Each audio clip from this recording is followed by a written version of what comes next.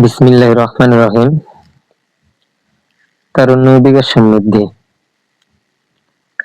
ভিডিওটি যে যেখান থেকে দেখছেন সকলকে ভিডিওটি মনোযোগ সহকারে দেখার ও শোনার অনুরোধ করছি। মূলত আজকের ভিডিওটি করার কারণ বা উদ্দেশ্য হচ্ছে আওয়ামী লীগ ও তার দোসর ইনফ্যাক্ট আওয়ামী লীগ, ছাত্রলীগ, যুবলীগ, বিভিন্ন গুপ্ত লুকিয়ে থাকা ব্যক্তিবর্গ ফেসবুক সহ সোশ্যাল মিডিয়ায় বা সব জায়গায় তারা প্রচার করছে আগামী 13 তারিখ তারা নাকি মাঠে নামবে বা বিপ্লব ঘটাবে বা এই টাইপ কিছু, বা হচ্ছে ঢাকার রাজপথ দখলে নিবে, দেন বাংলাদেশ দখলে নিবে, এই সে চক্র আরো অনেক কিছু। আমরা মোটা দাগে বলতে গেলে এগুলি তারা হচ্ছে অপপ্রচার করছে। তো সেই অনুযায়ী সেই যে গুজব, এই গুজবের পরিপ্রেক্ষিতে আমার কিছু বার্তা, সেটা হচ্ছে আপনারা সকলে মনোযোগ সহকারে দেখবেন এবং শুনবেন। আমি মোহাম্মদ সোহেল রানা, দপ্তর সম্পাদক ও সাবেক প্রচারক প্রকাশনা সম্পাদক, বাংলাদেশ যুব অধিকার পরিষদ, নওগাঁ জেলা শাখা। আপনারা কম বেশি অনেকেই সোশ্যাল মিডিয়ায় যারা আছেন তারা হয়তো আমাকে চিনবেন, আবার কেউ নাও চিনতে পারেন। তো সেক্ষেত্রে সকলের জন্য এই বার্তাটা আমি দিচ্ছি। সকল দেশে অবস্থানরত আওয়ামী লীগের ভাইদের বলবো, স্ত্রী সন্তান নিয়ে বিদেশে ভ্রমণ করা বা বিদেশে নিরাপদে পালিয়ে থাকা শত সহস্র কোটি টাকার মালিক নেতাদের কথায় হুজুকে তাদের কথায় রাস্তায় নেমে নিজেকে এবং নিজের পরিবারকে অনিরাপদ করে তুলবেন না। সকলের প্রতি আমার অনুরোধ, রাস্তায় নেমে বিপ্লবী জনতার ধোলাই খেলে নেতা কিন্তু আপনাদের হাসপাতালে দেখতেও আসবে না। ইনফ্যাক্ট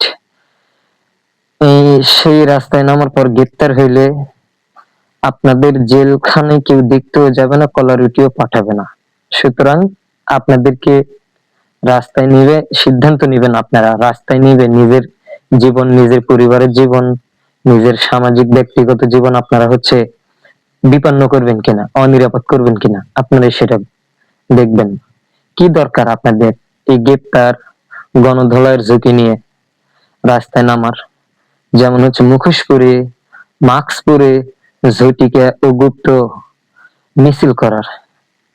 আমরা তো কোনো যৌক্তিকতা দেখি না যে নেতারা বা যে নেত্রীরা, বিশেষ করে ফ্যাসিবাদের প্রধান স্তম্ভ বা শক্তিগুলো যেগুলো হচ্ছে বিদেশে নিরাপদে পালিয়ে গেছে বা পালিয়ে আছে, তাদের কথায় আপনারা কেন এগুলো করবেন? 1 নম্বর কথা। আর 2 নম্বর কথা হচ্ছে, দেখুন আপনাদের দলের প্রধান, বর্তমান পতিত স্বৈরাচারের প্রধানমন্ত্রী, আওয়ামী লীগের সভাপতি, ফেরাউনের লেডি ভার্সন শেখ হাসিনা, উনি তো আপনাদের দলীয় প্রধান। উনিও তো মোটামুটি হচ্ছে দেশের বাহিরে, ইনফ্যাক্ট ইন্ডিয়াতে, দিল্লিতে পলাতক অবস্থায় আছেন। আমি আপনাদের অনুরোধ করব যে আপনারা যেভাবে পরিকল্পনা করছেন বা মনে করছেন যে নেতারা নির্দেশ দিচ্ছে বা নেতারাই হচ্ছে মাঠে আসবে বা কেউ কাউকে দেখা যাবে, কিন্তু বাস্তবতার বিচার করলে দেখবেন আপনারা যে হচ্ছে নেতা কান একটা পার্টি নেতাও রাস্তায় আসবে না, অযথায় আপনারা আসবেন, এসে হচ্ছে নিজের জীবনকে অনিরাপদ করবেন। এমনটা হওয়ার সম্ভাবনা নাই। আমরা তো আছি, আমরা বিএনপি, জামাত, গণ অধিকার পরিষদ সহ আমরা যারা অভ্যুত্থানের শক্তি, ফ্যাসিবাদ বিরোধী শক্তি, আমরা প্রতিদিন রাজপথে সক্রিয় আছি, রাজপথে সক্রিয় ভূমিকা পালন করছি। আমরা বিভিন্ন মিছিল, মিটিং, প্রোগ্রাম, ব্যান, সভা সমাবেশ আমরা কন্টিনিউ করতেছি, কম বেশি সব দলই। সুতরাং আপনারা পার পেয়ে যাবেন না। এখন ধরা পড়লে পাবলিকের মায়ের দুনিয়ার বাইরে, এটা আপনারা জানেন। আওয়ামী লীগের সময় বিরোধী দলের নেতাকর্মীরা যেভাবে জেল জুলুম, নির্যাতনের শিকার হয়েছিল, সেই তুলনায় আপনারা এখনো পর্যন্ত অনেক ভালো আছেন। আমার মনে হয় চুপচাপ থাকলে আরো ভালো থাকবেন। আর উৎপাত করলে বিপদ, এটা তো আপনারা বুঝতেই পারছেন, এটা তো আপনাদের জানাই যে উৎপাত করলে কি হতে পারে। জনগণ আপনাদের প্রতি কি পরিমাণ ক্ষিপ্ত বা কি পরিমাণ ক্ষেপে আছে এই যে আপনাদের আর লিডাররা বা আপনাদের নেতারা পালানোর পর পালিয়ে থাকাতে পালিয়ে থাকা নেতাদের কথাই লাফালাফি করে লাভ নেই ভাই।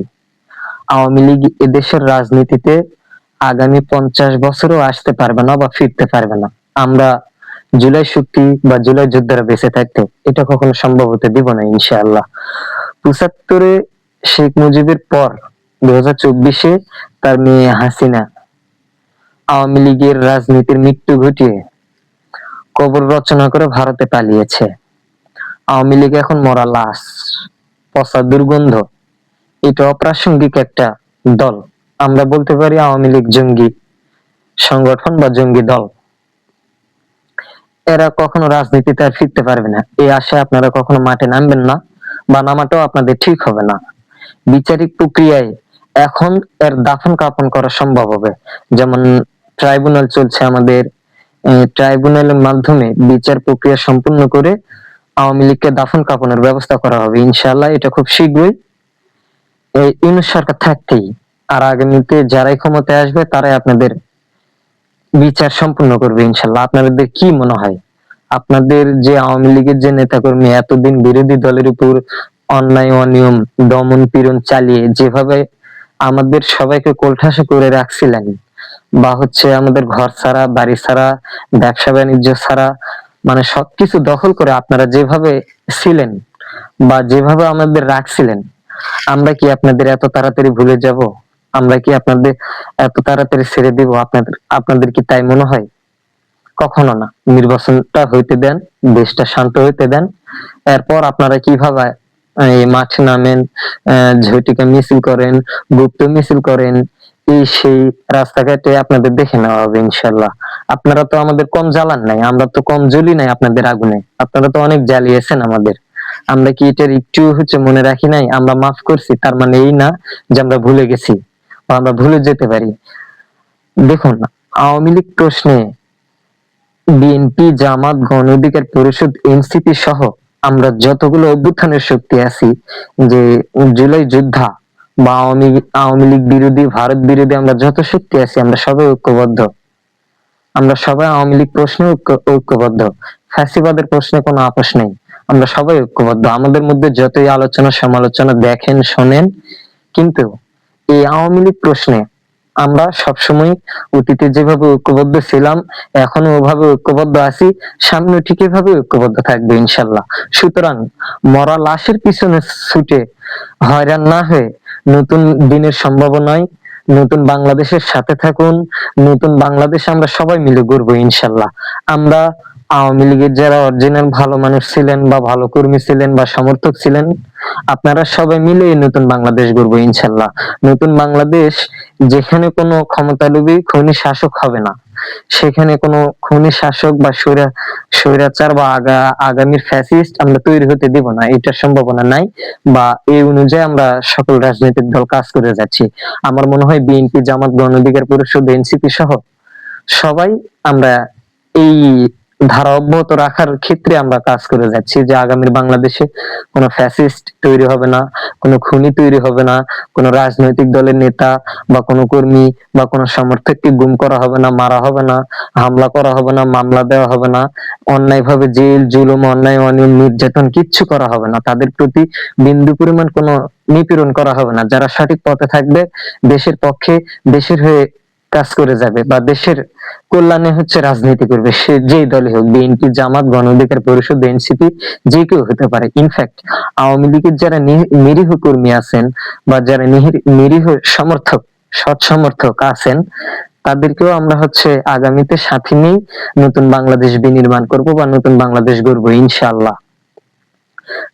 সেখানে ফ্যাসিবাদের কোনো ছায়া থাকবে না, থাকবে না মানুষের মনে কোনো ভয়, কোনো সংখ্যা, কোনো আতঙ্ক, কোনো কিছু আগামীর বাংলাদেশে থাকবে না। আমরা এই প্রক্রিয়ায় কাজ করে যাচ্ছি, আগামীতে এই প্রক্রিয়ায় কাজ করে যাব ইনশাল্লাহ। মানুষের ভয়হীন চিত্তে গণতান্ত্রিক মূল্যবোধ, দেশপ্রেম, সততা এবং দায় ও দরদের রাজনীতি আগামীর বাংলাদেশ আমরা গঠন করব ইনশাল্লাহ। তো সেই অনুযায়ী আমরা বাংলাদেশে কাজ করে যাচ্ছি। আমাদেরকে আপনারা সহযোগিতা করুন, আপনারাও পাশে থাকুন, আপনারা তওবা করুন, অনুশোচনায় ও অনুশাসনা করুন, দেন হচ্ছে নিজেকে শুধরান, নিজেকে শুধরানোর মাধ্যমে জাতির কাছে উল্লেখযোগ্য ক্ষমা চেয়ে নেন। আপনারা যারা ভালো কর্মী বা ভালো সৎ সমর্থক ছিলেন আওয়ামী লীগের, তারা জাতির কাছে নিঃস্বার্থ ক্ষমা প্রার্থনা করে আগামী বাংলাদেশের রাজনীতিতে আমাদের হয়ে বা অন্য যে কোনো দলের হয়ে ফিরতে পারবেন, তাতে কোনো সমস্যা নেই। কিন্তু যাদের বিরুদ্ধে 5% কোন অভিযোগ আছে বা এরকম অভিযোগের প্রমাণ পাবে, আগামীর প্রশাসন বা যেই আগামীর ক্ষমতায় যারাই আসুক, সেই সরকারের প্রশাসন সে 5% অভিযুক্ত ব্যক্তির বিরুদ্ধে সোচ্চার থাকবে ইনশাল্লাহ। সে 5% অভিযুক্ত ব্যক্তিও বিচারের মুখোমুখি হইতে হবে, সেই ব্যক্তিকেও আমরা বিচারের কাঠগড়ায় দাঁড় করাবো ইনশাল্লাহ। সে যতই বড় হেডামওয়ালা পার্সন হোক, যতই বড় নেতা হোক, তাকে আমরা অভিযোগের বাইরে রাখবো না। সে তার এলাকায় বুক ফুলে ঘুরবে, শার্টের বোতাম খুলে ঘুরবে, আমরা এটা হতে দিব না ইনশাল্লাহ। আমরা যতদিন জুলাই যোদ্ধা বেঁচে আছি, আমরা অভ্যুত্থানের পক্ষে শক্তি বেঁচে থাকবো, আমরা আজীবন এই বাংলাদেশের পক্ষে আমরা কাজ করে যাব ইনশাল্লাহ। সেখানে থাকবে না কোনো ভারতের আধিপত্যবাদ, পাকিস্তানের আধিপত্যবাদ, সেখানে শুধুই থাকবে বাংলাদেশপন্থী মধ্যধারার রাজনীতি। কোন ধর্মকে চাপিয়ে দেওয়া হবে না, কোন ধর্মকে আঘাত করা হবে না।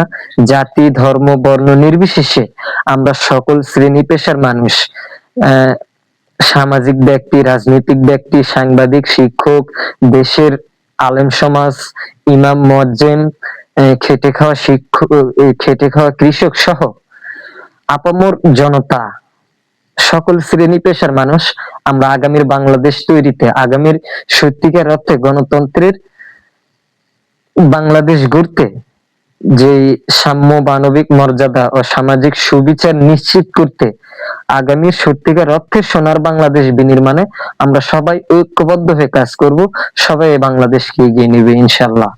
আপাতত আজকের মতো এতটুকুই। আমি তাদেরকে সতর্কতা, আওয়ামী লীগের নিরীহ কর্মী যারা আছেন গ্রামগঞ্জে, পাড়া মহল্লায়, তাদেরকে সতর্ক করে আবারও তাদের প্রতি ঠান্ডা শান্তশিষ্ট থাকার আহ্বান জানিয়ে আমি আমার সংক্ষিপ্ত আলোচনা এখানে শেষ করছি। আপনারা ততদিন ভালো থাকবেন, সুস্থ থাকবেন। আর আমার বাংলাদেশ যুব অধিকার পরিষদ নওগাঁ জেলা শাখা বরাবর, আজকে ছিল, গতকাল ছিল, তার আগের দিন ছিল, প্রত্যেকদিন আমরা রাজপথে, নওগাঁর রাজপথে, বিভিন্ন গ্রামগঞ্জে, উপজেলায়, সব জায়গায় আমরা হচ্ছে প্রোগ্রাম, মিছিল, মিটিং, সভা সমাবেশ, বিক্ষোভ, বিভিন্ন রকম প্রোগ্রাম, রাজনৈতিক প্রোগ্রাম আমরা করে যাচ্ছি, আগামীতেও করে যাব। ওই জায়গা থেকে আমরাও সোচ্চার আছি। দেখি আওয়ামী লীগ, ছাত্রলীগ, যুবলীগ, এই সন্ত্রাস লীগ নিষিদ্ধ সংগঠনের নেতাকর্মীরা কিভাবে মাঠে আসতে পারে, কিভাবে এই গুপ্ত মিছিল, ঝটিকা সহ যে কোনো কার্যক্রম করতে পারে। আমরা দেখি, আমরা রাজপথে সক্রিয়ভাবে আছি, আমরা আওয়ামী লীগকে প্রতিহত করবো ইনশাল্লাহ।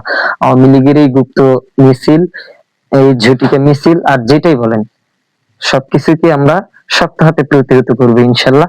আর আমরা বাংলাদেশ যুব অধিকার পরিষদ একাই এনাফ। পুরো বাংলাদেশ যুব অধিকার পরিষদ নওগাঁ জেলা শাখার যে টিম আছে, এই টিমই আমাদের নওগাঁতে আওয়ামী লীগকে হচ্ছে প্রতিহত করার জন্য যথেষ্ট।